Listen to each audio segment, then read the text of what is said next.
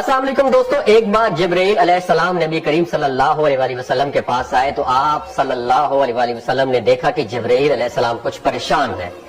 آپ صلی اللہ علیہ وآلہ وسلم نے فرمایا جبرائیل کیا معاملہ ہے کہ آج میں آپ کو غمزدہ دیکھ رہا ہوں؟ تو جبرائیل علیہ السلام نے عرض کی اے محبوب، کل میں اللہ پاک کے حکم سے جہنم کا نظارہ کر کے آیا ہوں، اس کو دیکھنے سے مجھ پہ غم کے آثار نمودار ہو رہے ہیں۔ نبی کریم صلی اللہ علیہ وسلم نے فرمایا کہ جبرائیل مجھے بھی جہنم کے حالات بتاؤ۔ جبرائیل نے عرض کی جہنم کے کل 7 درجے ہیں اور ان میں سے جو سب سے نیچے والا درجہ ہے اللہ ان میں منافقوں کو رکھے گا، اس سے اوپر والے 6 درجے میں اللہ تعالیٰ مشرک لوگوں کو ڈالیں گے، اس سے اوپر 5ویں درجے میں اللہ سورج اور چاند کی پرستش کرنے والوں کو، عبادت کرنے والوں کو ڈالیں گے، 4تھے درجے میں اللہ پاک آتش پرست لوگوں کو ڈالیں گے، اور 3رے درجے میں اللہ پاک یہود کو ڈالیں گے، 2 درجے میں اللہ تعالیٰ عیسائیوں کو ڈالیں گے۔ یہ کہہ کر جبرائیل علیہ السلام خاموش ہو گئے تو نبی کریم صلی اللہ علیہ وسلم نے پوچھا جبرائیل آپ خاموش کیوں ہو گئے؟ مجھے بتاؤ کہ پہلے درجے میں کون ہوگا؟ جبرائیل علیہ السلام نے عرض کیا کہ اے اللہ کے رسول، پہلے درجے میں اللہ پاک آپ کی امت کے گناہگاروں کو ڈالیں گے۔ جب نبی کریم صلی اللہ علیہ وسلم نے سنا کہ میری امت کو بھی جہنم میں ڈالا جائے گا تو آپ بے حد غمگین ہو گئے اور آپ نے اللہ کے حضور دعائیں کرنا شروع کر دی۔ 3 دن ایسے گزرے کہ اللہ کے محبوب مسجد میں نماز پڑھنے کے لیے تشریف لاتے، نماز پڑھ کر حجرے میں تشریف لے جاتے اور دروازہ بند کر کے اللہ کے حضور رو رو کر دعائیں فرماتے۔ صحابہ حیران تھے کہ نبی کریم صلی اللہ علیہ وآلہ وسلم پر یہ کیفیت کیسے طاری ہوئی ہے، مسجد سے حجرے جاتے ہیں، گھر بھی تشریف لے کر نہیں جا رہے۔ جب 3را دن ہوا تو سیدنا ابو بکر صدیق رضی اللہ تعالیٰ عنہ سے رہا نہیں گیا، وہ دروازے پر آئے اور دستک دی اور سلام کیا، لیکن سلام کا جواب نہیں آیا۔ آپ روتے ہوئے سیدنا عمر رضی اللہ تعالیٰ عنہ کے پاس آئے اور فرمایا کہ میں نے سلام کیا لیکن سلام کا جواب نہیں پایا، لہٰذا آپ جائیں، ہو سکتا ہے آپ کو سلام کا جواب مل جائے۔ آپ گئے تو آپ نے 3 مرتبہ سلام کیا لیکن سلام کا جواب نہ آیا۔ حضرت عمر رضی اللہ تعالیٰ عنہ نے سلمان فارسی کو بھیجا لیکن پھر بھی سلام کا جواب نہیں آیا۔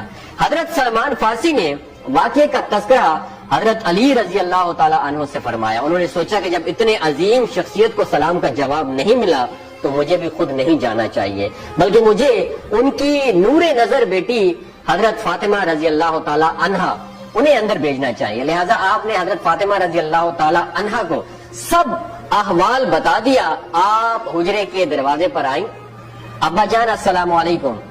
بیٹی کی آواز سن کر محبوب کائنات اٹھے، دروازہ کھولا اور سلام کا جواب دیا۔ ابا جان یہ آپ پر کیا کیفیت ہے کہ 3 دن سے آپ یہاں پہ تشریف فرما ہے؟ نبی کریم صلی اللہ علیہ وسلم نے فرمایا کہ جبرائیل نے مجھے آگاہ کیا ہے کہ میری امت بھی جہنم میں جائے گی۔ فاطمہ بیٹی، مجھے اپنی امت کے گناہگاروں کا غم کھائے جا رہا ہے اور میں اپنے مالک سے دعائیں کر رہا ہوں کہ اللہ ان کو معاف کر دے اور جہنم سے بری کر دے۔ اور یہ کہہ کر پھر آپ سجدے میں چلے گئے، رونا شروع کر دیا، یا اللہ میری امت، یا اللہ میری امت کے گناہگاروں پر رحم کر، ان کو جہنم سے آزاد کر کے اتنے میں حکم آ گیا وَلَسَوْفَ يُعْطِيكَ رَبُّكَ فَتَرْضَىٰ، اے میرے محبوب غم نہ کر، میں تم کو اتنا عطا کروں گا کہ آپ راضی ہو جائیں گے۔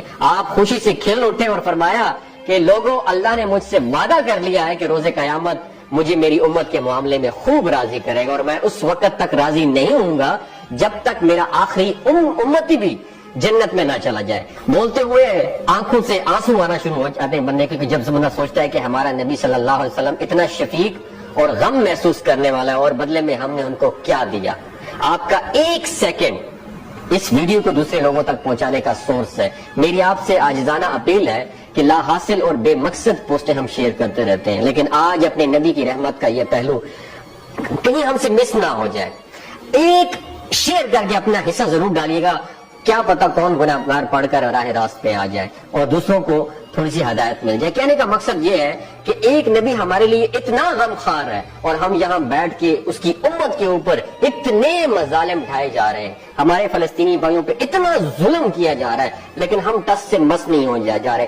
آج ہمارے پاس اگر تلواریں ہوتی تو ہم تو بالکل سوچنا ہی ختم کر دیتے، لیکن آج ہمارے پاس میزائل ہے، آج ہمارے پاس ایٹم بم ہے، لیکن پھر بھی ہم بے حس بنے ہوئے۔ اللہ تعالیٰ ہمیں ہدایت نصیب فرمائے، اللہ تعالیٰ ہمارے لیے آسانیاں پیدا فرمائے اور اللہ تعالیٰ ہمیں نیک کام کرنے کی توفیق